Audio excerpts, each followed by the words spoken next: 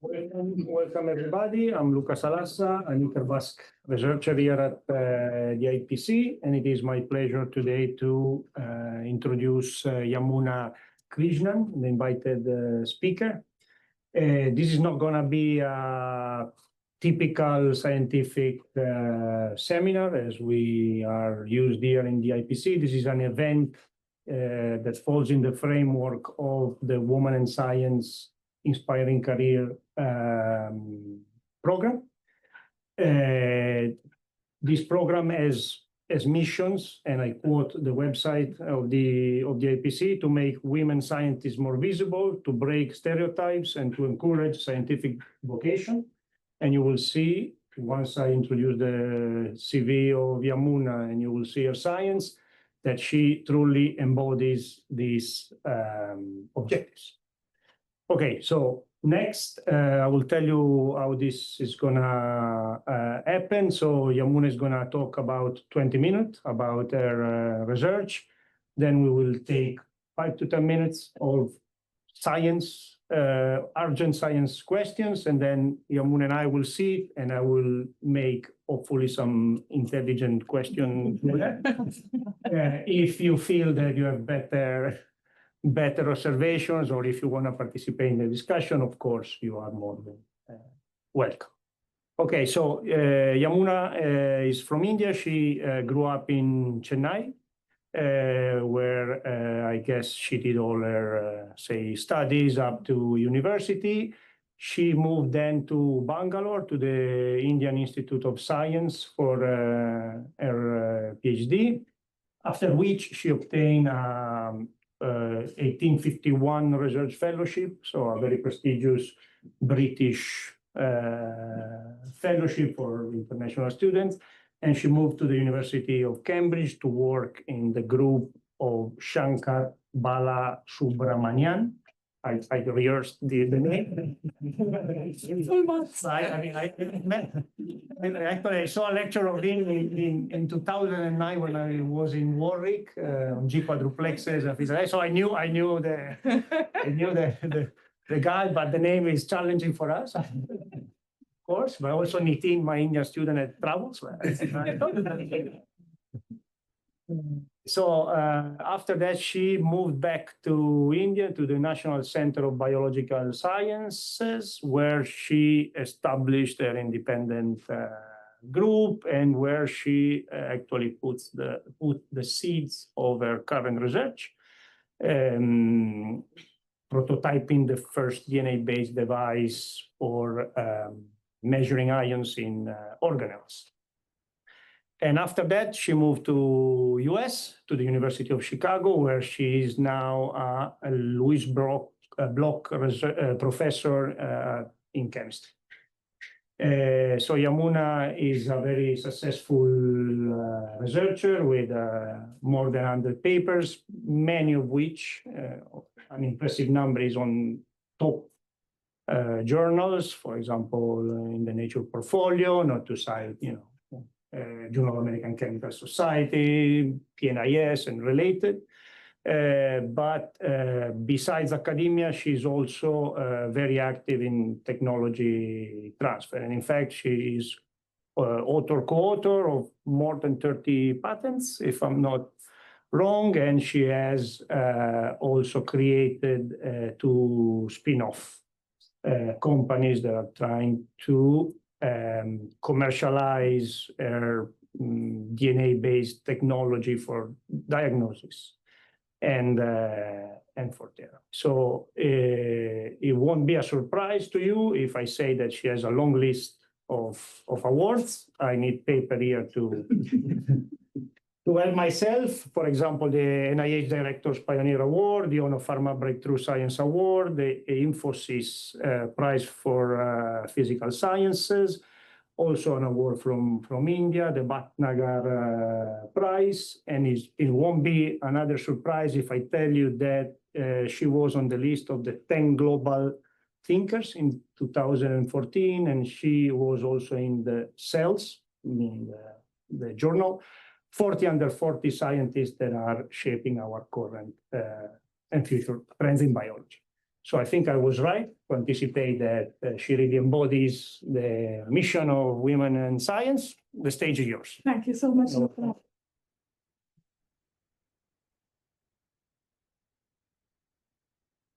Full marks for getting Shankar's surname pronounced absolutely correctly. It was exactly like an Indian would say it. So I'm really delighted to be here. Very happy to share with you a little bit about what we do in my lab.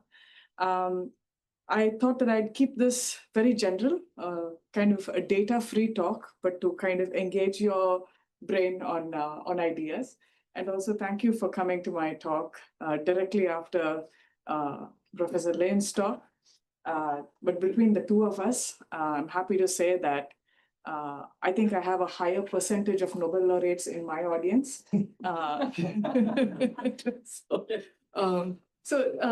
What my lab does is that we seek to reveal the chemistry that is inside some of the last remaining unexplored spaces inside our body. And these are called our organelles, right? So many of us have not been thinking about organelles, but we definitely know about our cells, right?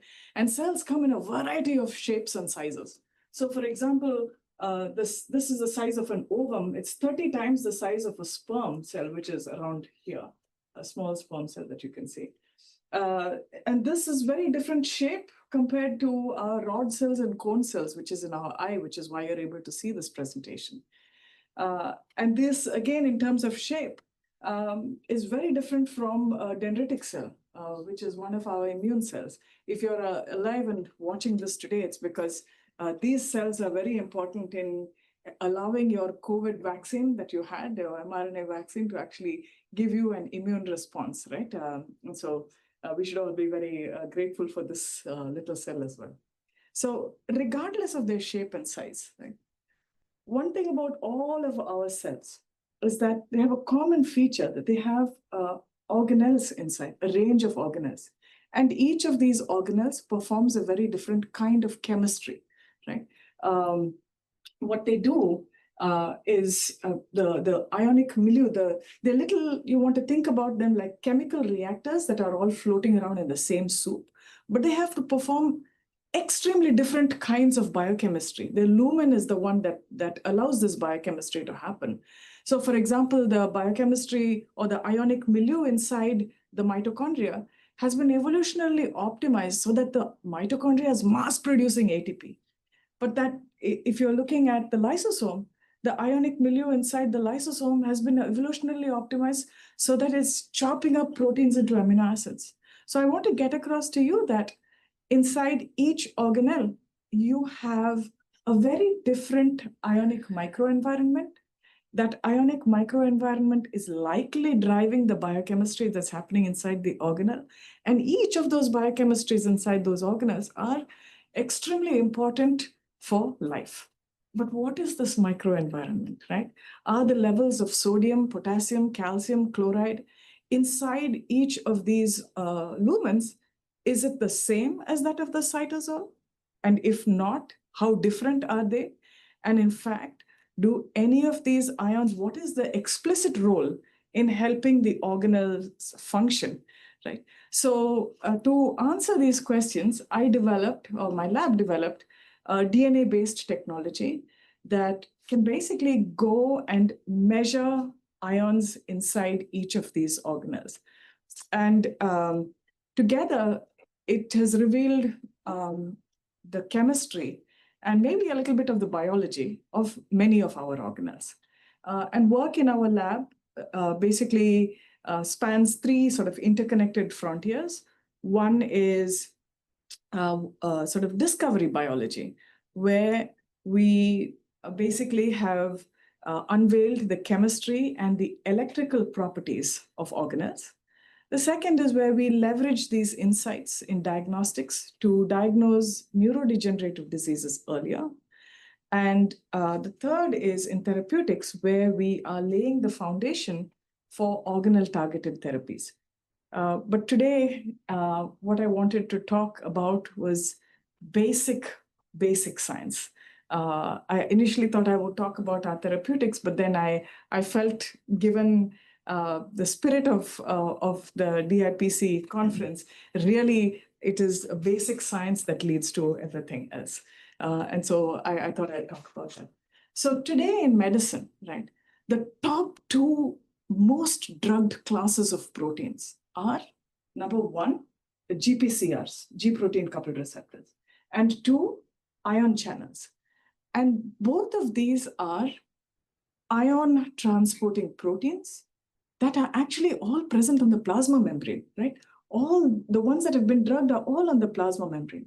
But the plasma membrane represents only 2 to 3% of total membrane in the cell. The remaining 98% is present in organelles. And the organelles also harbor 10 times more ion transporting proteins, all involved in disease, right?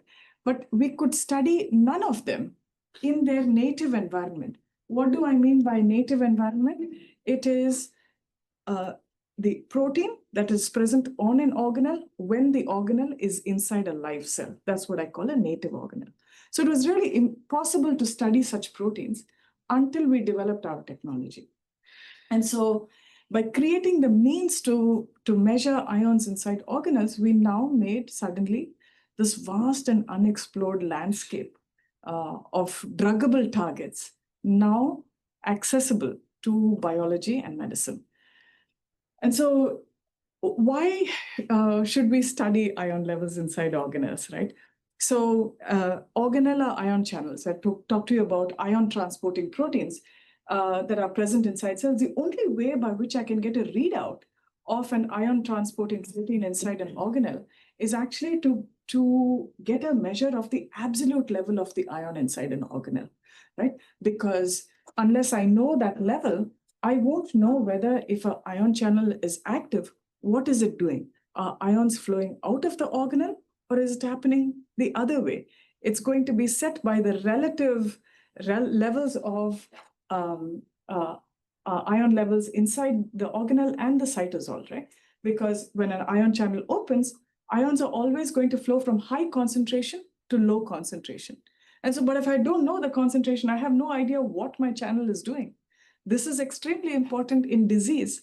If I have to know under a diseased state, should I be designing as a chemist an inhibitor for a therapeutic, or should I be designing an activator for a therapeutic? But it was impossible to know this for the simple reason that there were no ways to measure ions like sodium and potassium and all of these inside organelles for a range of reasons. They're small, they're inaccessible, they're acidic. And because of all of these factors, it made for the longest time, the chemistry inside an organelle effectively invisible, right? And so to solve this problem, we had to solve 3 or 4 different obstacles together, right? And so the first obstacle is I have to know whether the ion level is higher or lower inside in the organelle than in the cytosol. So I have to have something which is a measurement problem. It's a measurement problem versus detection. I don't care, whether I don't want to get a poetic level of an ion. It's high, somewhat high, inside an organelle. I need numbers, right? So if I want to get numbers, then I have to have a method by which I can achieve a quantitative readout of the ion inside the organelle. The second is the organelle is actually inaccessible. It's you have to put your probe inside an attoliter volume compartment, which is present inside a cell, which may be present inside an organism. And this is basically a Russian doll problem on the nanoscale. It's really hard to access these spaces with specificity.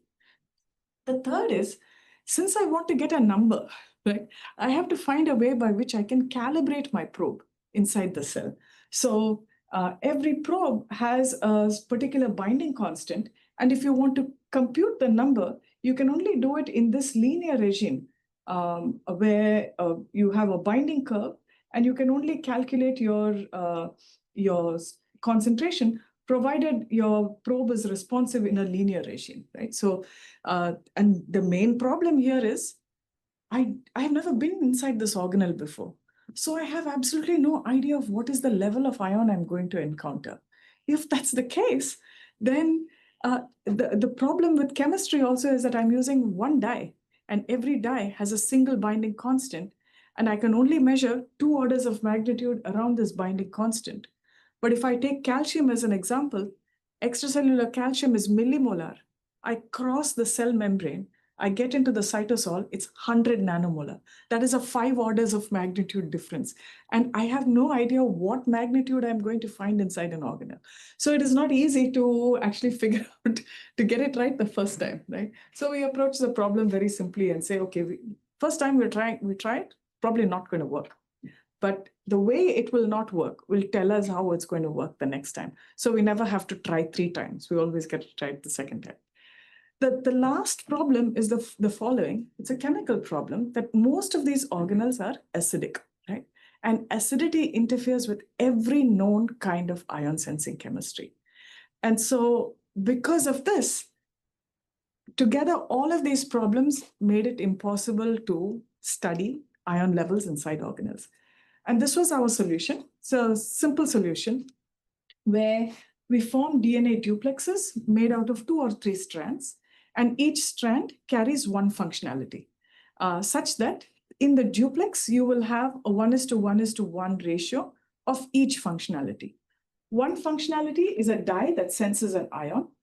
Another functionality is a ratiometric, another second dye, such that once you have a ratio of these two, that gives you a quantitative readout.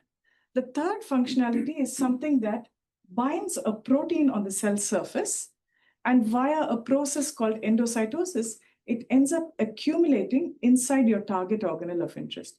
So the third functionality allows you to get this ratiometric readout inside your target organelle of interest, and thereby you can immediately see that if I have a new ion sensing dye that is appropriate, I can immediately measure a range of ions. I can immediately measure this ion in a range of organelles. And if I find a new way to send a device to a new organelle, I can immediately map out a range of all the known ions for which we have sensors. So this simple design and modular design now made it possible to look at a huge amount of ionic environments inside a range of organelles. And so just as I'll give you a couple of examples, very simple.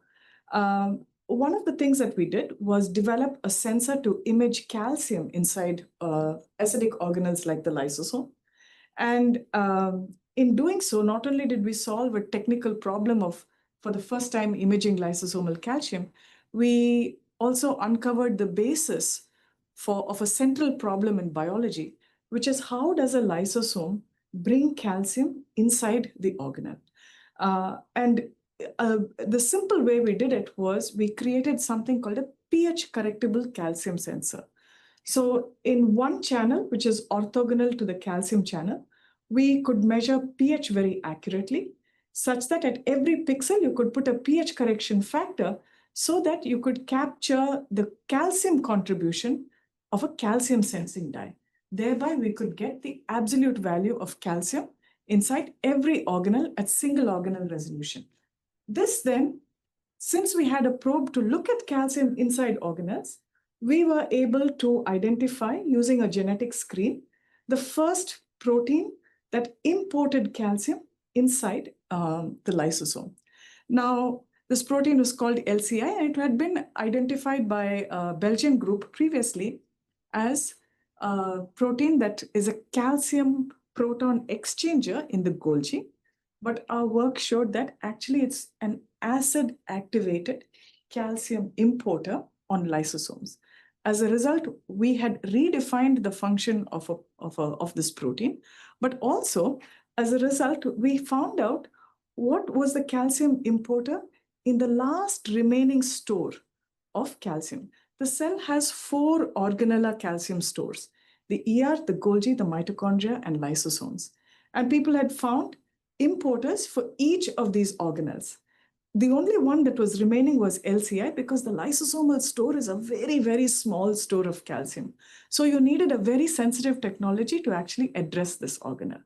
But I would also argue that even though it is the smallest store, it is likely to be a very important store, because if you have genetic defects in this store, the fetus is capable of surviving, growing into adulthood, and then pathology starts to manifest with age, which is why every known lysosomal calcium channel that we know happens to be a risk gene for a different neurodegenerative disease. And so by finding LCI, we not only were able to discover a new class of therapeutic targets for each of these diseases, apart from just solving a technical problem of imaging the calcium in lysosomes. Then we went on to show that we could map ions like sodium and potassium as well inside organelles. The reason we did this was because sodium and potassium are two ions which dominate the physiology of the cytosol, right? But their distribution in organelles was completely unknown. So using this two different strategies, we were able to show that sodium and potassium could be measured in organelles.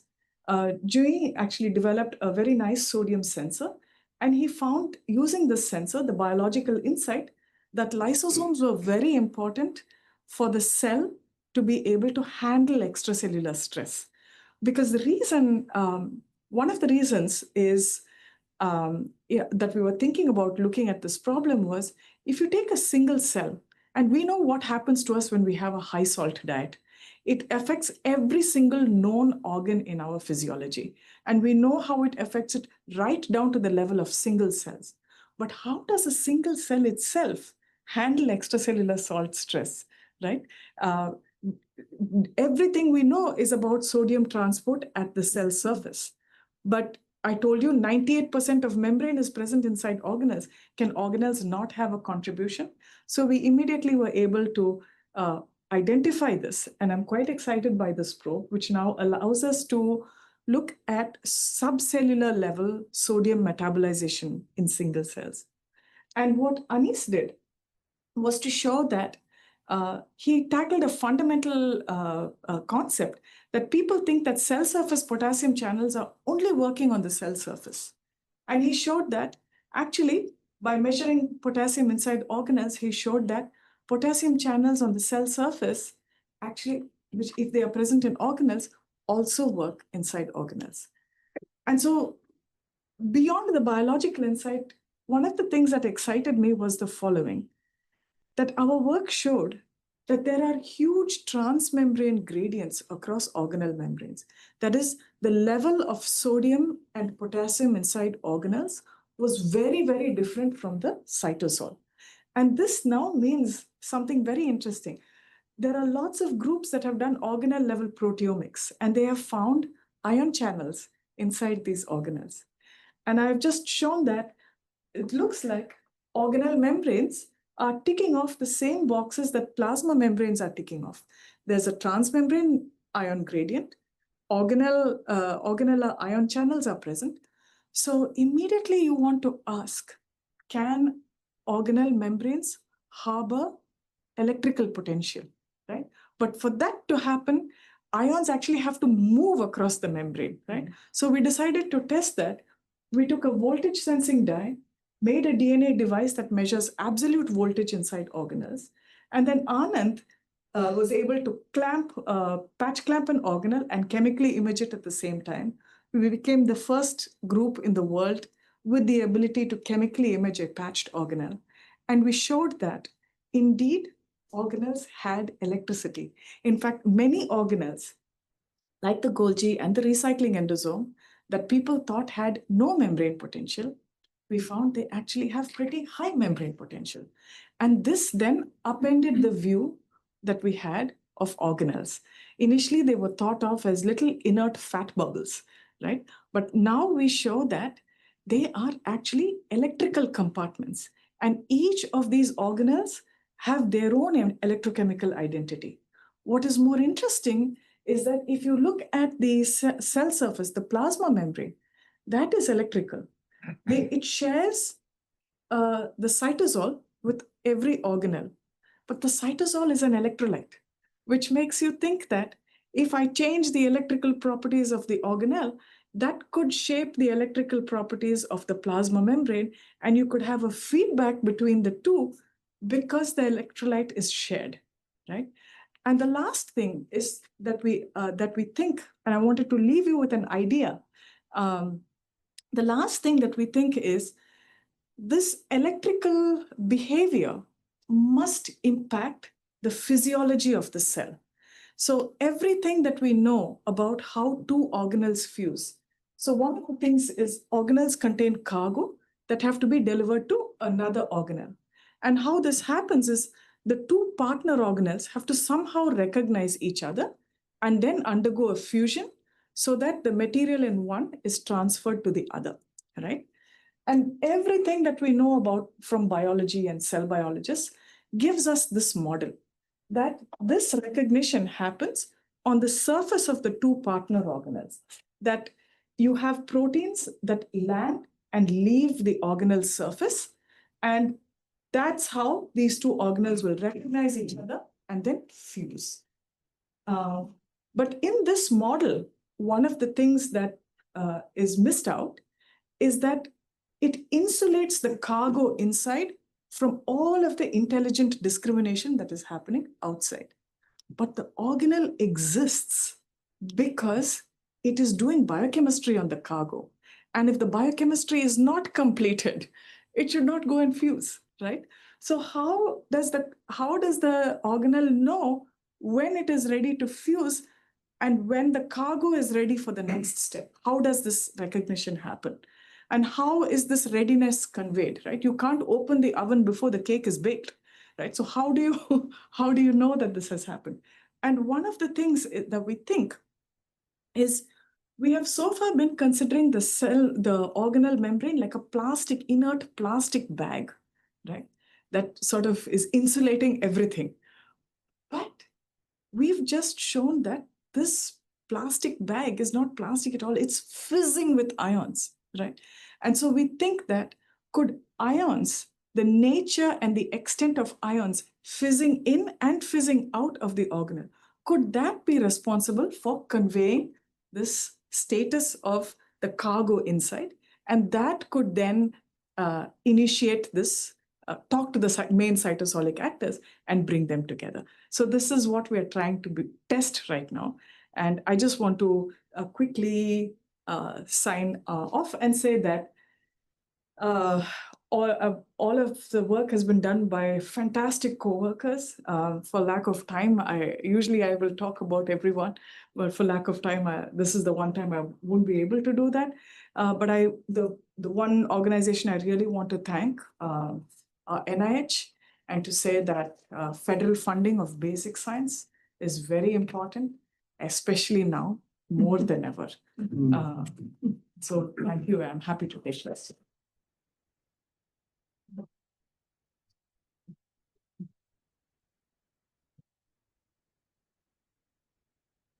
Are there any questions, please? Thank you so much. I mean, that was wonderful. Thank you.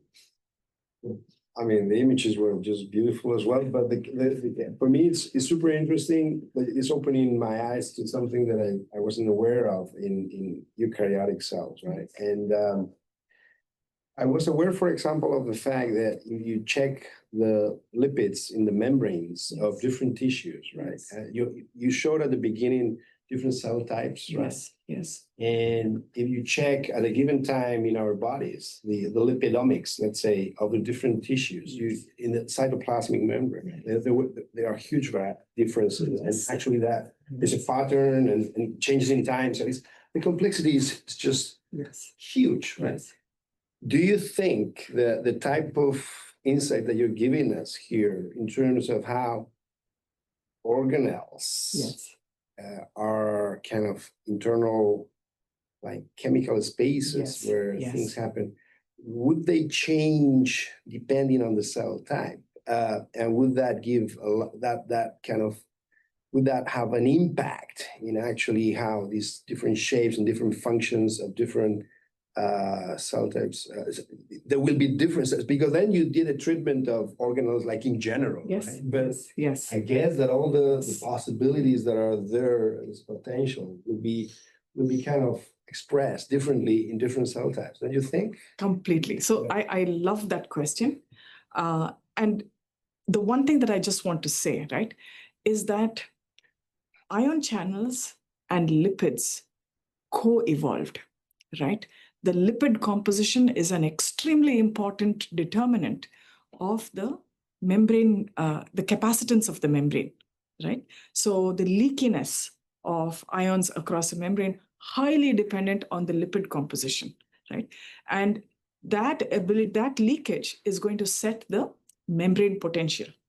That membrane potential is what is going to decide whether a channel is going to open or not, right? So talking about ion channels and sculpting of ion levels inside an organelle, it is impossible to not consider the lipid environment, right? But we have to start somewhere. We didn't even know what were the ion levels inside, okay? So it's actually very dark biology that we've just come in. So now that you have ion channels, I want you to, we are very comfortable to think about ion channels on the cell surface, right? In very different organelles, in very different cells. But we also know the lipid composition of different cells is very different. The ion channel that is expressed on different cell types is also very different, okay? So you don't have the same, for example, potassium channel on the cell surface that you won't have, say, Kb11.1 is highly expressed in heart cells, not expressed that much in fibroblasts, but it'll be a different potassium channel. So that's how biology has kind of evolved, like different cell types. Even in cancer, it's very well seen in disease. Even in cancer, suddenly you'll have all wacko types of potassium channels and sodium channels on the cell surface of a cancer cell. It's to give the system enough energy because the membrane potential is like a battery, right? The higher the membrane potential, higher the energy, and then it's very hungry. The cell will just keep taking as much nutrients from outside the cell to inside, using that membrane potential as a battery, right? So even a normal cell can get converted into a cancer cell. Now let's think about organelles. We already know there is something called a PIP code on organelles. Different organelle membranes have slightly different lipid composition. There's PIP3, PIP4, PI345P3, etc. So each organelle is rich in a certain kind of lipid. Therefore, you also have different kinds of ion channels in each of these. But the interesting thing that I think you will appreciate, Kepa, is that certain, this plasma membrane I told you is only 2 to 3% of total membrane, right? It's a 2 to 3% steady state, right? Where I have incoming membrane from organelles and then outgoing membrane into endocytosis. And when a neuron suddenly, decides, okay, I'm going to become a Parkinson's neuron, what has happened is that this balance of endocytosis and exocytosis has changed. And that changes the level of ion channels on the cell surface. Right. Yeah. Other question related to presentation, science? Xavi, I see you thinking over it. You comment also from another type of compartmentalization that you have in cell, like liquid phase separation. Yes, yes. You don't have like a membrane. Yes. You could study. Yes. So good friend of mine, Tony Hyman, about 7-8 years ago, he told me, Yamuna, make some probes for membraneless organelles. We need probes. But I think it's still early days, although we've started making some probes, but not using DNA, using something completely different. Because I think one of the things that we bring is the capacity to now do quantitative chemical imaging. And so for membraneless organelles, we have to go with some other category of probes. That will be coming out soon. But one of the surprises that we are seeing with these membraneless organelles is that they do have different kinds of ionic milieu even inside them. At least we're starting with pH. It's a little mind-blowing. We are still doing what started as a simple, practice project for my best PhD student has drawn on into a 3-year saga where I'm like, you cannot have a pH difference in a membraneless organelle and the cytosol, but you have biochemical activity and high amount of ATP hydrolysis. And that if you have a point source for protons, it is almost impossible to think, how can you have, because proton diffusion is so fast inside us. As chemists, we don't think about protons diffusing, right? I have a closed system, I put protons in, pH changes, right? So we are not used to seeing protons move. And this is kind of telling us that maybe inside a cell, in a very crowded environment, maybe that proton diffusion by the Grott's mechanism, that is not possibly true. But again, everything has to be reviewed and peer-reviewed, things like this. But I need insights from physicists to help us start thinking, how can we see ion differences when we don't have ion channels, right, that are doing this. Okay, thank you very much. I think we should sit at this point and start with the second phase of this.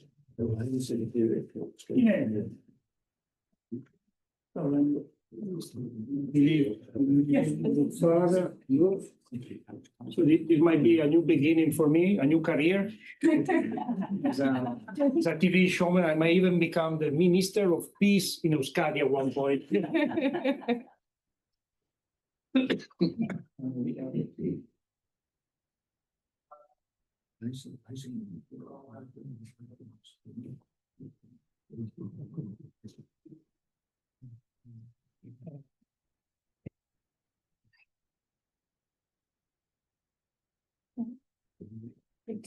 Oop. Perfect.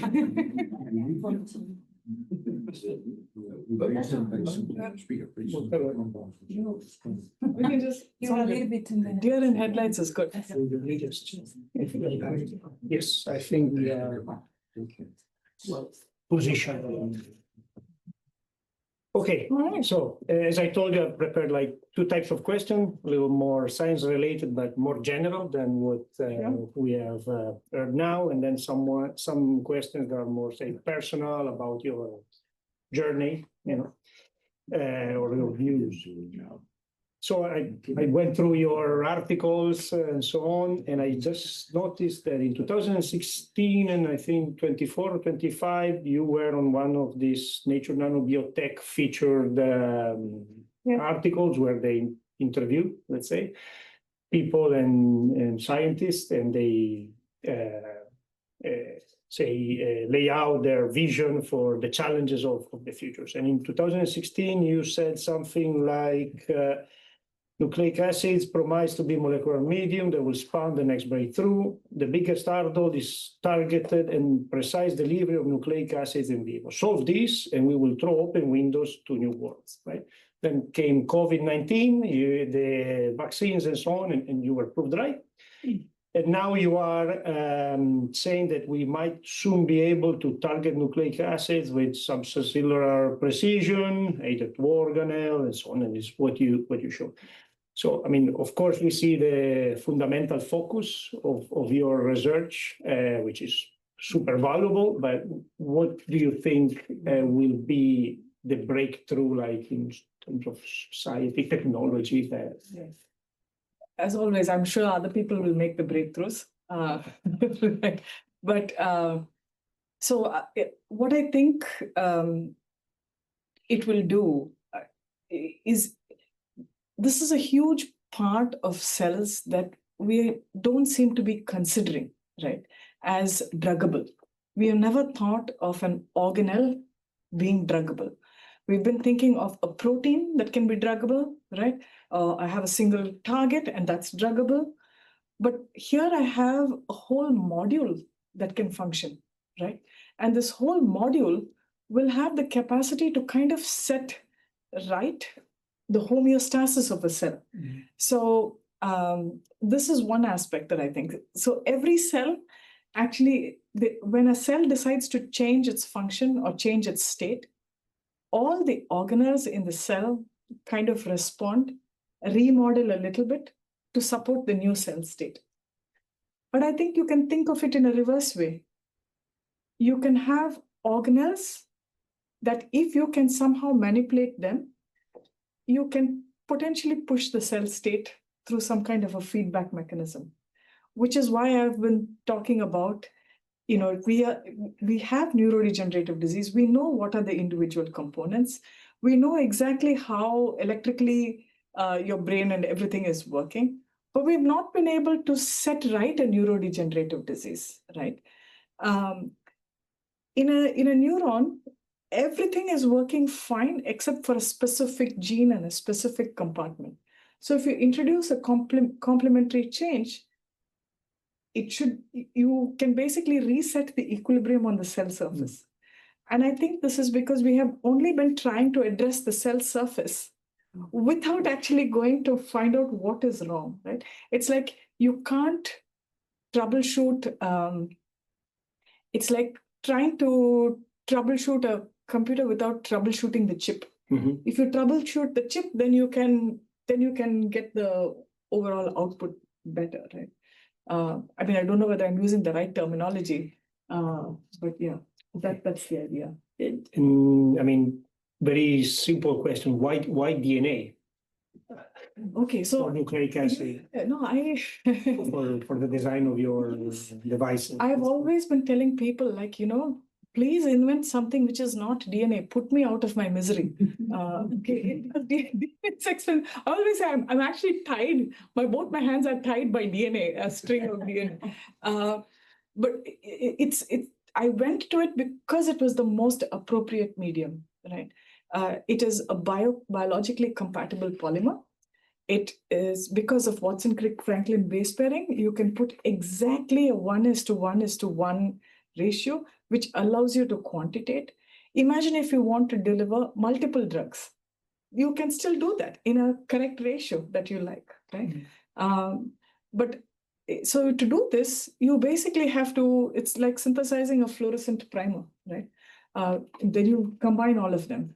But if somebody told me, Yamuna, you can do this with a peptide as well, I was like, please do it, It basically, something like that kind of trivializes all of the beautiful organic chemistry that needs to go in, because I have to have 3 or 4 different kinds of protection chemistries.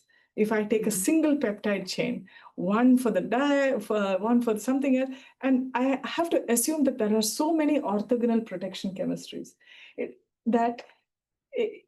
most of my time will be spent making that scaffold, this imaginary biological scaffold that is very compatible.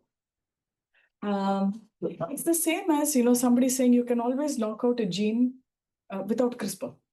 Right? Sure, do it. It'll just take you like 70 years, right? Or how many years. But CRISPR made everything possible because it is modular. You just take out your RNA, replace it by a new RNA, you're done. You've got a new gene targeted. So it's the same principle, but suddenly the modularity makes everything easy and democratizable. Right. So, and I guess you also have some supramolecular control of the functioning of your dyes, for example. Yes, because you have the periodicity of DNA. You know exactly where you can position things so that they don't interfere with each other, or if you want them to talk to each other, you can. So it's a very nice, predictable scaffold. Right, and this is bringing me to my linked question. So if your work, but also other things that I read around about DNA enzymes, things like that, we generally tend to use small sequences. No? Can we achieve more if we use longer sequences? How difficult is that? Is that a frontier for your technology? So,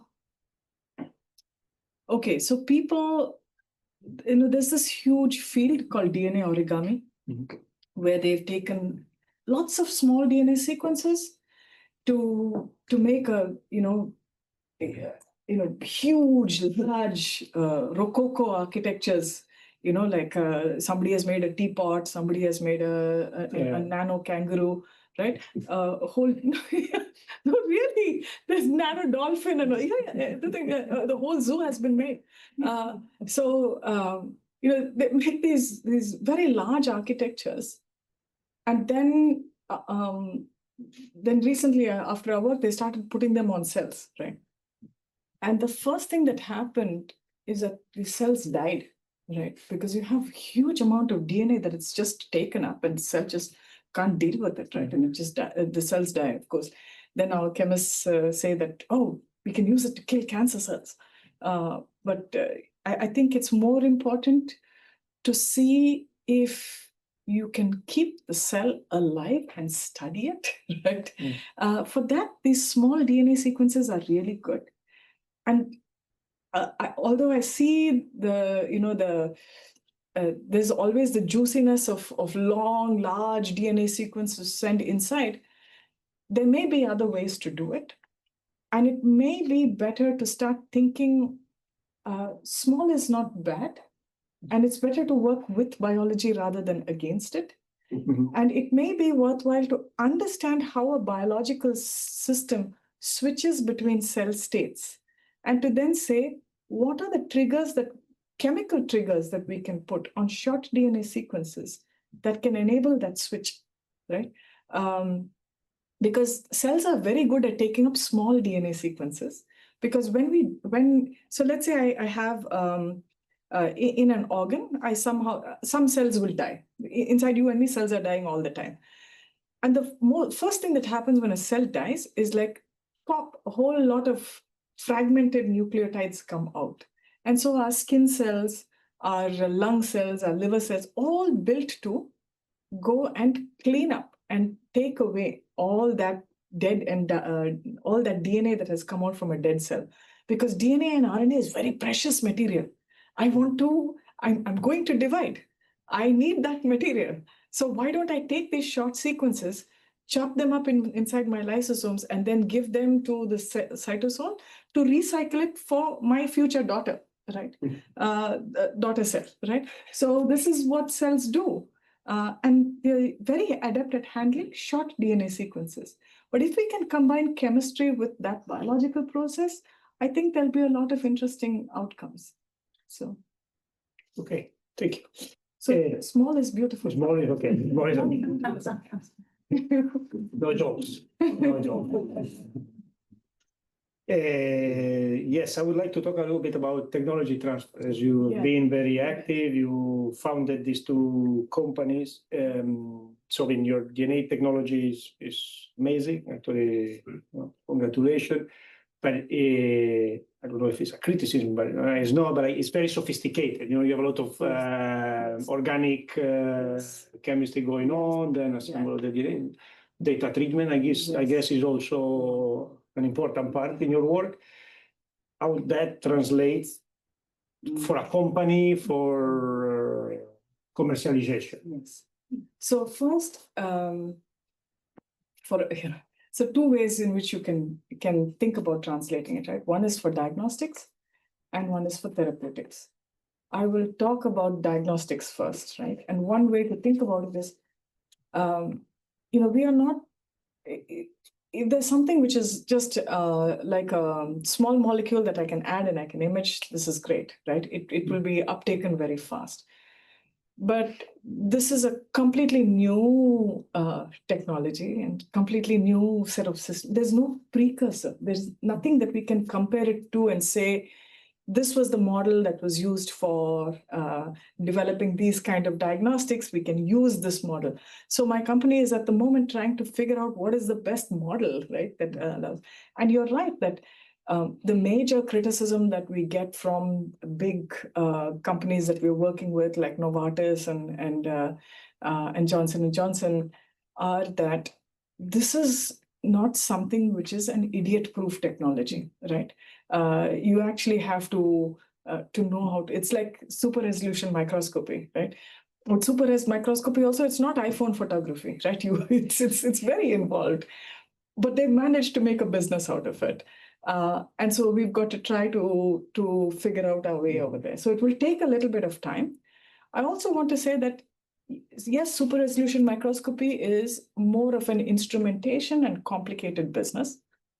And this is something else, right? It's sort of probes and imaging kind of a technology. But there's some kind of a precursor for probe technology related, something which is very complex, and that would be Illumina sequencing. There's a huge amount of technology that has gone inside, making it possible to put sequencing in a box.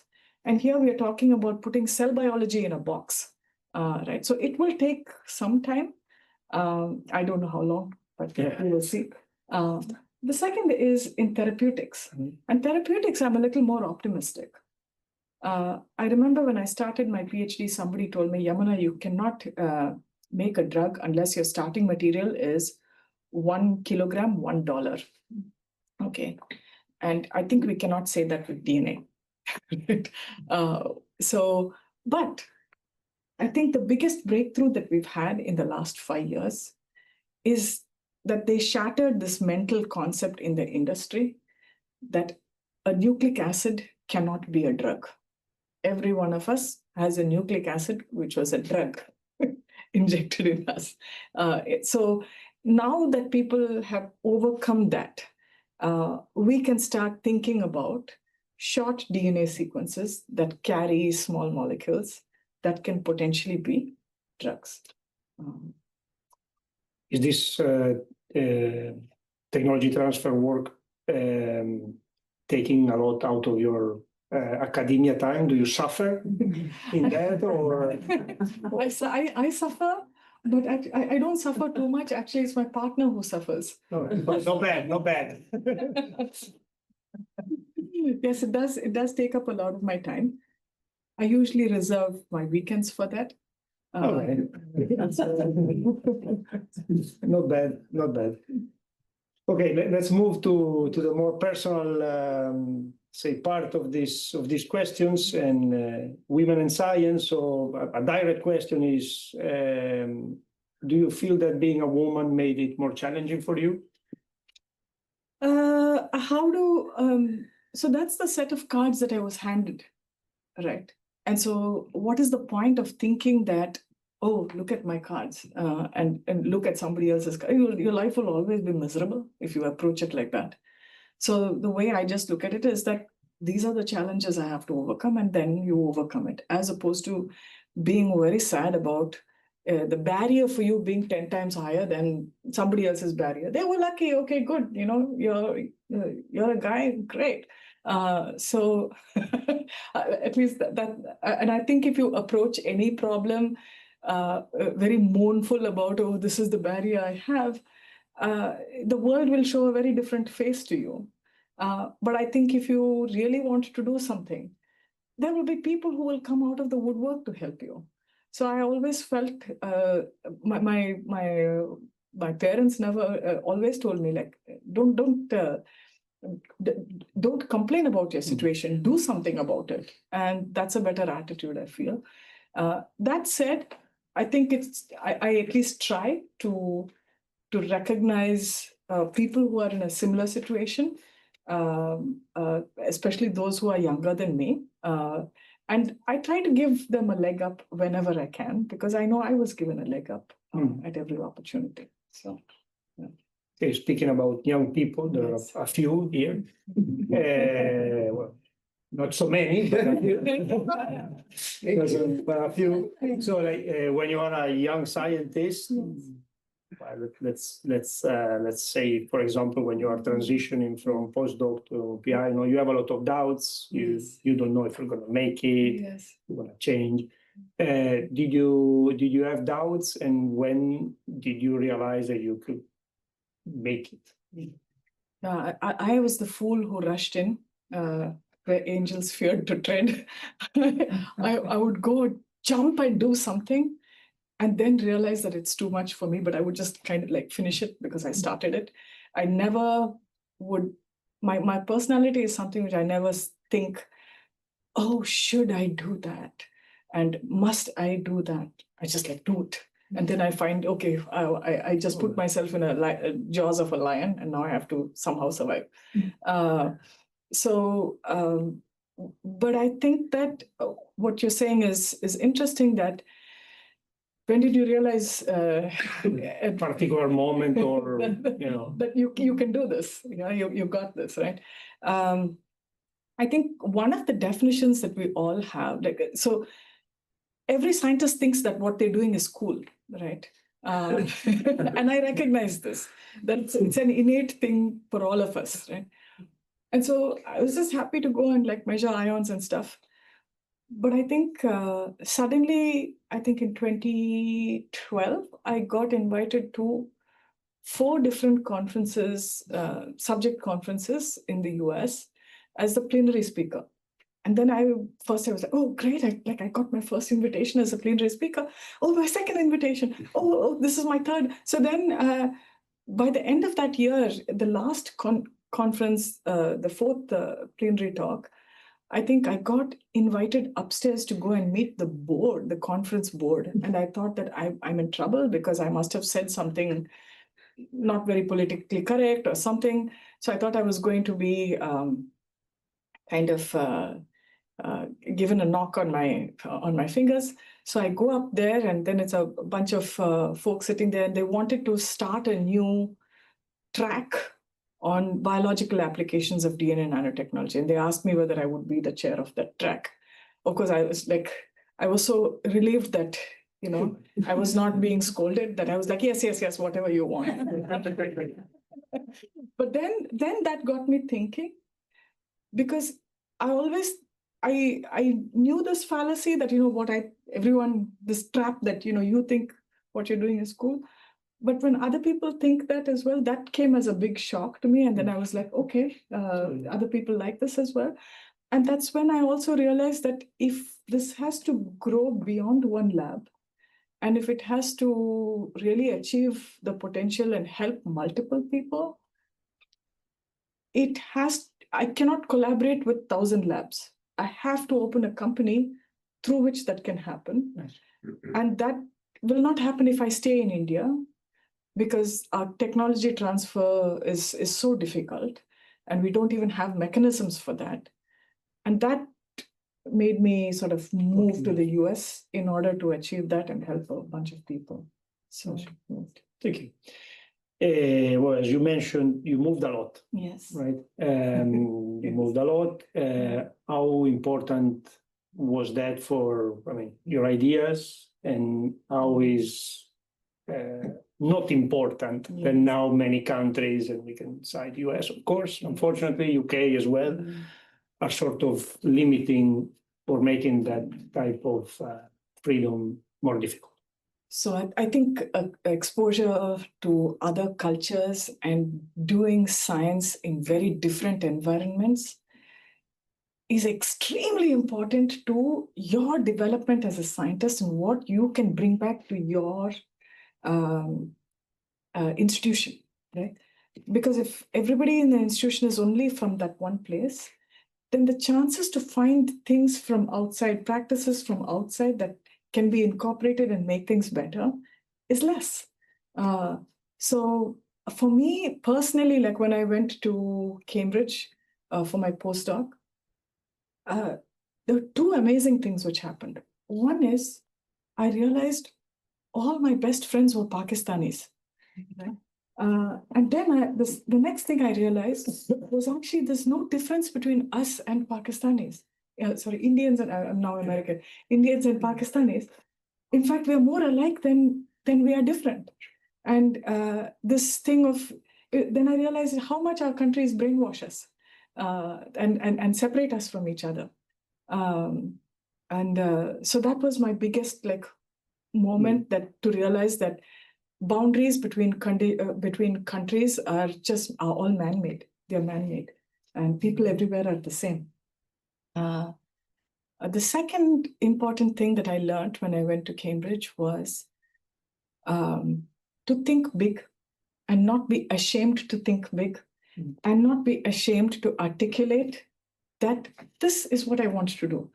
In India, we were always told, it's a very compliant society, and we expect compliance from top to bottom.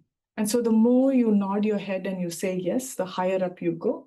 And they don't like people who challenge the status quo, people who speak out. These people face a greater barrier to going up. But actually, such people are extremely important because it tells you, they tell you where we have to fix the system. Mhm. Otherwise, the system will never get fixed. If you don't listen to where pain is happening, you won't be able to get a better system. And so anyone who wants to really push the boundary is the one who actually speaks out. And so at least we try to implement that at least in my lab, at least in India, I would always say, if you have a problem, come and tell me. When you make a mistake, come and tell me. Let's figure it out together. And suddenly our lab started doing well because nobody was afraid to come and tell me, Yamuna, what are you doing? This is stupid. We should be doing that. And let's all do that then, So our lab's view and our vision and everything actually came from a consensus. It's not just me. It's a bunch of us sitting and talking together. Interesting. So Nitin, from tomorrow you can complain with me any moment. Any moment, please. Feel free. Perfect. So one of the last questions, I think it's really connected. I think in your CV you write something like that you did your high school, women's Christian college near your home. Yes. And I interpret there, and I might be wrong, that you take some pride in highlighting that you are not coming from a, say, top or pedigree like school or things like that. So how was it for you important coming from a school that was women only, and maybe not from a this top high class first class institute? Yeah, so for many years after I graduated so this college was this very small college, which was like 1 kilometer from my house that my parents would allow me to go to. Right? So it was basically nothing but a finishing school for women, where all the, you're given your degree and then you come out, art appreciation, how to eat with a fork and knife, and then you are married off to the son of an industrialist. And then you're basically making the brides for future oligarch sons. And then I was the experimental error that actually liked studying. So I think I used to be very hesitant to even talk about it wherever I went, because immediately I would be viewed very differently. But I think now I actually feel, and I always tell some of my friends, it's a superpower, because I understand the mentality of a woman who has capability, but has been put in an environment where everything is to go into a path of housewife and marriage, and it's actually a very nice barrier-free path. And to go and do anything different, you have so many barriers that it helps me understand and identify people who have that interest. It also gives me an idea, how do you speak to people who are actually not even thinking about science. In my batch, there were 5 students who then went on to do PhDs, which was unheard of. But that was because I had a bunch of students. We were all together, and then I would tell them about things, and then we all got excited. So I do know that this thing for curiosity exists in all of us. It's just not been tapped. And I think there is so much potential, right, that we are actually not tapping. We only speak to the top 10% or the top 5%, but actually even the bottom 15% can be interested in science if we just speak to them in the right way. So I also feel, yes, you can be exposed to science at the highest levels, But I think unless those people also understand how science is done at, or what do normal people in a normal college face, it will be hard to make that connect. And this is one of the reasons why I really love Jean-Marie Lane's talks, because he speaks to everybody from whatever exposure of science you have. And that's what I find interesting. So, yes. Thank you. Is there anyone that wants to make a question? Yes. Please. Thank you very much for the inspiring talk. Thank you. So I have a question. It's not related to the science. Yeah. It's related to the failures. Yes. So how do you come up with the failures? Like, for example, you apply for a grant and got rejected, you again apply, you get rejected, Yes. something like that. So how Yes. you come up with the failures? Yes. So nobody has failed more than me. Okay, so in the US, when I just moved, people told me, "You're mad. You will not be able to survive in that competition." And they were right. For the first 7 years, my NIH grants would come back faster than I submitted them. And they would come back with absolutely the comments were really trashy, right? They would just trash the grant completely. And then I think what I realized was, yes, you have to sharpen the message. One way is by writing a grant the way you want to say it. And the other way is to write the grant in a way that the reader can understand it. And I realized that when you write the grant the way you want to say it, it's not about conveying how smart you are. It is about being able to convey to the reviewer why this question is important, why only you can solve it, and or at least why is it that you are in a special place to solve it, and why, if you solve it, it will change something. And if you have these three things, it's then a question of statistics of getting a reviewer that is not an asshole. Okay. Anyone else? No? Okay, so before we thank Yamuna, let's thank our world-class, tireless outreach and communication team that has organized this and all the rest, the package. So thank you, and let's thank Yamuna.